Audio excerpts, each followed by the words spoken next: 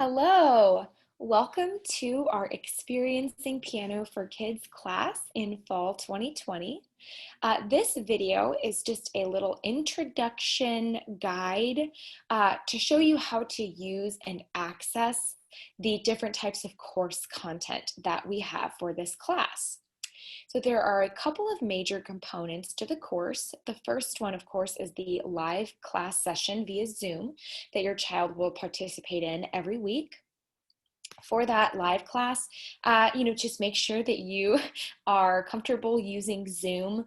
If you're not going to be with your child during the class, make sure that they are comfortable using Zoom. We'll go over how to use a couple of the features that they'll need for the class, but you want to kind of make sure that they have a general idea of how to mute, unmute, and draw on the screen. And again, I will show the students how to do that on the first day as well, but kind of make sure that they're a little bit comfortable navigating that by themselves if you won't be there with them.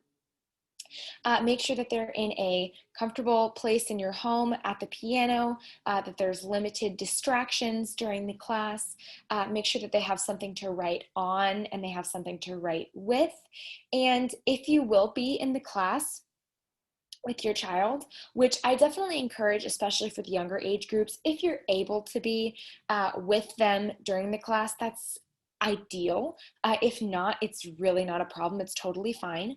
If you are able to be in the class with them, you want to, of course, make sure that they are paying attention and participating and not wandering off, but try not to help them too much in the class. So it's really great, to participate along with them, but try not to help them too much. It's really beneficial for kids to kind of work through learning some of these things on their own.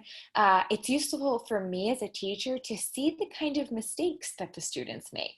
Again, I use mistakes very loosely. This class is about having fun, about learning new things. There's not really a lot of right or wrong. There's just a lot of, participating all together and seeing what we can do. So again, I use mistakes very loosely, but it is useful for me to see what the children do when I give them a particular prompt, and it helps me to adapt. If I see, oh, this is how kids are responding when I ask them to do this, and I'd really rather them do X, Y, or Z. So try to give them a little bit of independence in the class. And it also is usually really helpful for actually helping them pay attention. Sometimes if the kids know that they really have to pay attention to the teacher, be engaged in the class, otherwise they're going to miss something important, they're much more engaged than if they know that mom or dad or big sister, big brother, aunt or uncle or grandma, grandpa might step in and just help them if they weren't paying attention. So sometimes it can actually help them to engage a little bit more if they know that they don't have that safety net of somebody is just going to jump in. So that's the details with the live class. And of course, let me know if you have any questions or concerns about that at all. The other aspect of the class is more of self-paced content in the form of videos and activities for your child to complete. And how much of this you all get through is going to be totally based on your child's interest and their grade level. I would, of course, encourage you to work through everything, but if you have a 5-year-old, they may not get through all of the video lessons that I have provided for the class or all of the music theory activities. If you have a 10-year-old, they might get through things a lot quicker. So don't feel that you have to stay exactly on a particular schedule with all of these items. Again, they're self-paced and they are complementary, but not overlapping with the content that will be in the weekly live class. So we'll be doing different things in the live class than are on the pre-recorded video lessons or the music theory activities. It's complementary material, but it's not going to overlap, and that's specifically so that the children can complete this additional content at their own pace.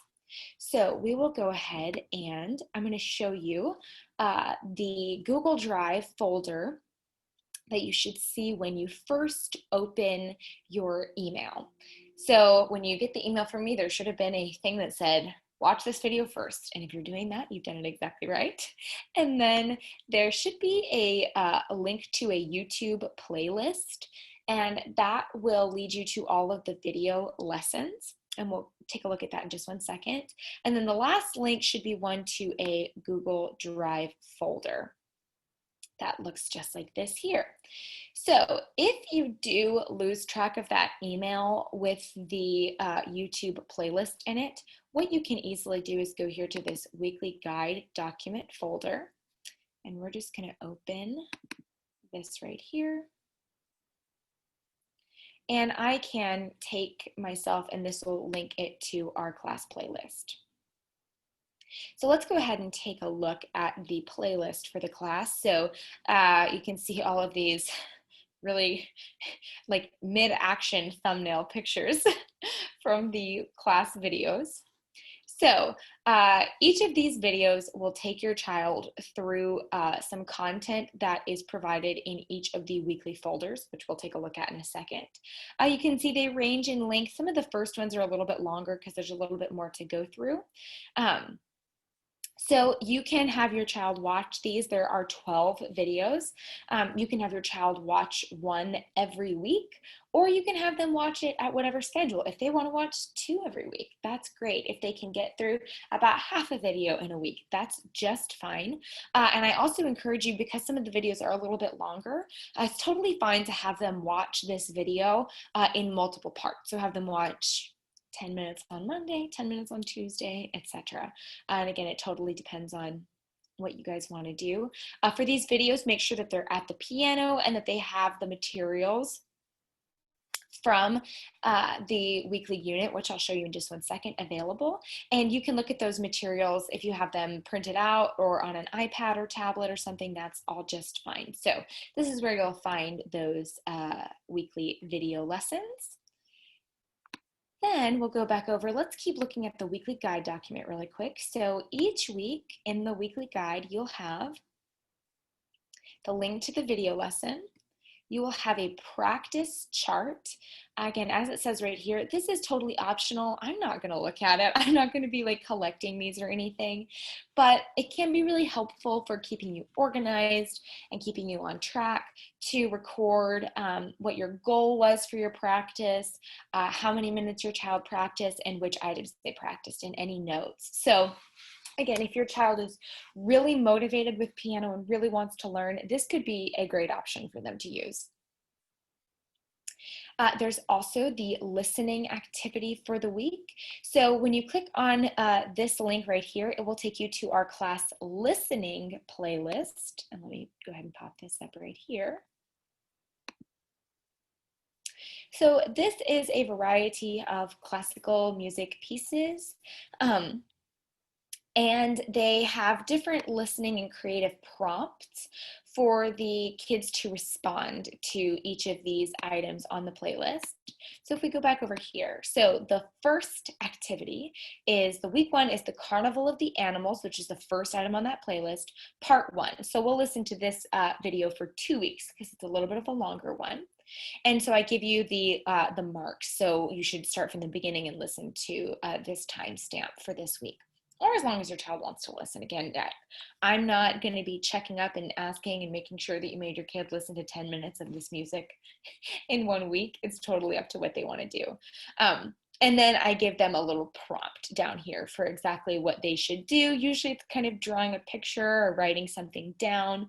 And again, you can, if your child is not writing yet, you can absolutely help them or with that, or usually I give them an option to draw a picture or something like that. So that is what we have, and then I have the answers down here so you can tell them what the actual composer was thinking of when they were writing that song.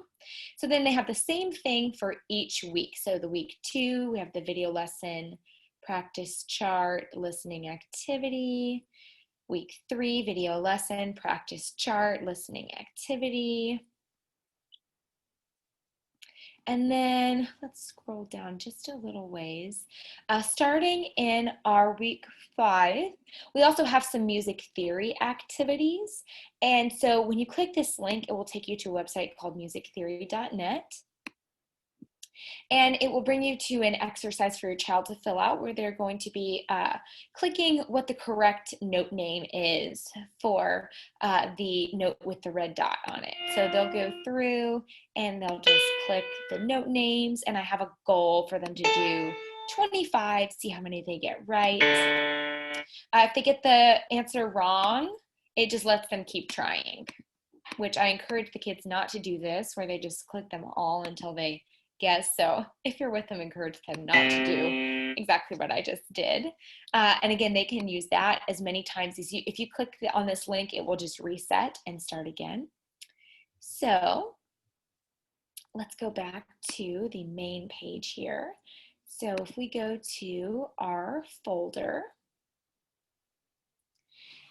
we have each week has a folder, as you'll see right here. And so these correspond with the weekly video lessons on the YouTube playlist. They don't need any of these things for the live class. So you don't need to print anything out for the live class. I will have all of that content will be presented just through Zoom, so you won't need to print anything out for the live class. As I said in the welcome email, there is a book for the class, and you guys can purchase it if you want. It's not necessary, but you might enjoy having it, and your kid might enjoy having it and find it helpful for working through the videos. But the things in these folders will correspond with the video lessons that are on YouTube. So if you go here, it will just bring up a PDF with some pages for them to work through along with their the weekly video lesson. And again, this stuff is complimentary, but it's not the same thing as what's going to be in the live class. So that is basically it. If you guys have any questions or comments, concerns, anything like that, just feel free to shoot me an email. I will also, a couple of people have asked about for the live class on Zoom. If your child can't be there, we're going to record that class every week so that your child can participate along with the recording later on. And if this all seems like kind of a lot of content, it is. I wanted you to get a good value for the course and just a lot of things for your child to use and to work on and to have fun with. I know some kids are homeschooling this semester and have a little bit more time on their hands, and some kids aren't. But again, there's no pressure to complete everything that we have available. It is really for if you want to use all of this and your child is really excited to do all of these activities that we have, then that's wonderful.